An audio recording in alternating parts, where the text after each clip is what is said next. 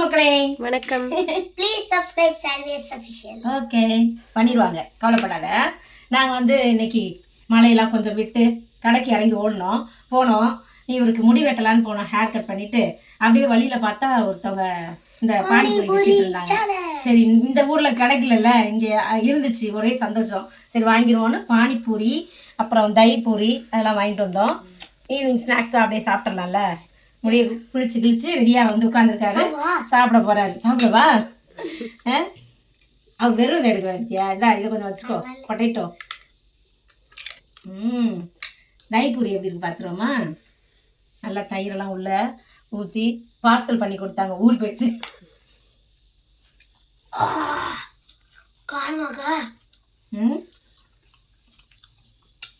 மரவள்ளி கிழங்கு சிப்ஸ் இது இப்படியே பிடிப்போம். இந்த மரவள்ளி கிழங்குல இந்த மாதிரி சிப்ஸ் போடுவாங்களே, சூப்பராக இருக்கும். சுட சுட இருக்குது, நல்லா சூடா. அப்படியே ஒரு கீரை கட்டு. என்ன கீரை? ஐயோ, 2 இருக்குது, 2 கட்டு இருக்குது, 2 கட்டு பாலக்கீரை. என்னென்னா செய்கிறது இதில் பெஸ்ட்டாக இருக்குதுப்பா கீரை.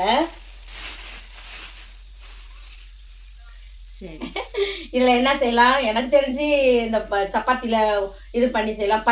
பாலக் பன்னீர் செய்யலாம், அதெல்லாம் வந்து செய்யலாம்ல. சரி, செஞ்சுட்டு வீடியோவில் பார்க்கலாம், அடுத்த வீடியோவில். ஓகே, பாய்.